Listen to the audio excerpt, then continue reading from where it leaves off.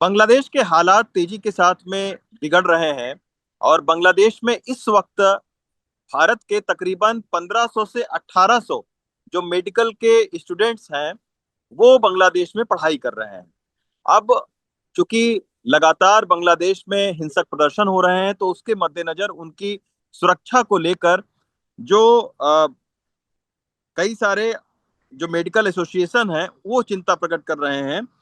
All India medical student association के जो president हैं जितेंद्र सिंह, उन्होंने भारत सरकार को एक पत्र लिखा है और पत्र लिखकर ये मांग की है कि बांग्लादेश में जो भी मेडिकल स्टूडेंट्स हैं उनकी सुरक्षा को अ, ध्यान में रखकर कदम उठाए जाएं। इस पूरे मामले पर हमारे साथ में बातचीत करने के लिए जितेंद्र सिंह जी हैं, जो कि ऑल इंडिया स्टूडेंट एसोसिएशन के अध्यक्ष हैं। जितेंद्र जी, एनडीटीवी पर आपका बहुत बहुत स्वागत है। बांग्लादेश में जो भारतीय स्टूडेंट्स पढ़ रहे हैं, जो मेडिकल की क्लासेस ले रहे हैं, उनके सुरक्षा को लेकर आपने ये जो पत्र लिखा है इसमें क्या क्या कहा गया है और भारत सरकार से क्या आपकी डिमांड है? रवि सर, आपका बहुत बहुत धन्यवाद। आपने मुझे जोड़ा ताकि मैं अपनी बात बच्चों तक, भारत सरकार तक पहुंचा सकूं। एक्चुअली एक चीज करेक्ट करूंगा, बांग्लादेश में लगभग 8 से 9 हजार मेडिकल स्टूडेंट स्टडी कर रहे हैं। जिसमें से 4 से 4.5 हजार जो बच्चे हैं वो जम्मू कश्मीर रीजन के। कई बच्चों से हमारी बात हुई है और बच्चे काफी सहमे इनसिक्योरिटी फील कर रहे हैं। वो अपने कैंपस में ही बंद हैं, वो बाहर नहीं जा पा रहे हैं।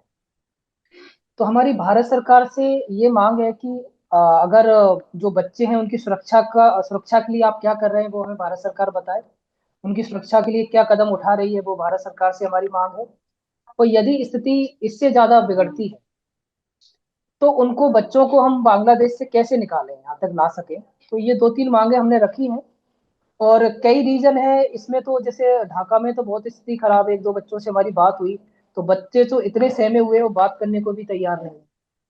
उनको डर लग रहा है कि कहीं हमारी कोई बात अगर लीकेज हो जाए, इनसिक्योरिटी फील हो रही है, बच्चे इतने सहमे। सर, ये भी सवाल उठता है कि आखिर किस तरीके की असुरक्षा की भावना उनके अंदर है? क्या जो बच्चे वहां पढ़ रहे हैं उनके पेरेंट्स से भी आप लोगों की बातचीत हुई और फौरी तौर पर भारत सरकार क्या क्या कदम उठाए?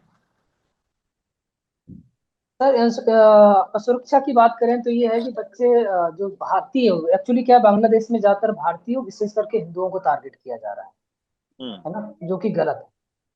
और आपको तो पता है, आपने देखा भी है दीपू दास जी के साथ क्या हुआ, वो गलत है। और हम तो भारत सरकार से यही मांग कर रहे हैं कि उनकी सुरक्षा के लिए, अगर बच्चे, कई बच्चों के इस समय का एग्जाम भी चल रहे हैं बांग्लादेश में, तो चाहकर भी वो मूव नहीं कर सकते भारत की तरफ। तो उनकी सुरक्षा के मद्देनजर भारत सरकार, विदेश मंत्रालय, वहाँ के सरकार से बात करके उनकी सुरक्षा मुहैया कराई जाए। यही हम मांग करते हैं। अच्छा, तो आप चाहते हैं कि जो भारतीय दूतावास है वो भी इन बच्चों के संपर्क में रहे और जो भी हर संभव मदद अगर जो भी बच्चा मांगना चाहे तो वो भारतीय सरकार इनको प्रोवाइड करवाए बच्चों को। यस, हम चाहते हैं कि एक हेल्पलाइन भी नंबर जारी किया जाए ताकि कोई बच्चा है उस पर कॉल कर सके अगर उसको कोई प्रकार की असुरक्षा महसूस होती है कहीं भी। और तो कर सके। और कई हमें कॉलेज प्रबंधन से भी बात हुई है, बहुत सारे जो मेडिकल कॉलेज हैं बांग्लादेश में। हालांकि उन्होंने सुरक्षा का हमें आश्वासन दिया है कि जो भी बच्चे हमारे यहाँ स्टडी कर रहे हैं, भारतीय हैं, उन आप बेचिंता रहिए कि हम उनकी सुरक्षा का पूरा ध्यान रख रहे हैं।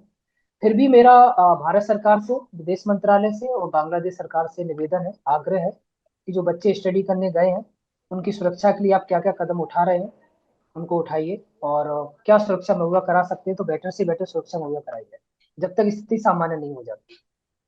अच्छा, एक बस आखिरी सवाल सर ये उठता है कि जो बांग्लादेश में एमबीबीएस के स्टूडेंट्स हैं, अ, अभी तक बांग्लादेश में एमबीबीएस के जो स्टूडेंट्स हैं वो क्यों जाते रहे? क्या वहां पर भारत से ज्यादा फैसिलिटीज है या फिर वहाँ मेडिकल की जो पढ़ाई है वो सस्ती होती है? उसका रीजन ये है कि एक तो पड़ोसी मुल्क है, बहुत सारी चीजें, लैंग्वेज सेम रहती है। मेन अगर आप यूरोपियन कंट्री में कहीं जाएंगे तो मेन दिक्कत लैंग्वेज की आती है सर। तो ज्यादातर बच्चे कोशिश करते हैं कि जो, जैसे बांग्लादेश है, नेपाल है, वहाँ लैंग्वेज की प्रॉब्लम नहीं आती, तो आना जाना भी थोड़ा आसान रहता है। तो ये रीजन रह सकता है। और थोड़ी स्टडी यूरोपियन कंट्री के जो फीस स्ट्रक्चर है थोड़ा कम है, तो ये भी रीजन है। शुक्रिया सर हमसे बात करने के लिए। आपका बहुत बहुत धन्यवाद रवीश जी, धन्यवाद।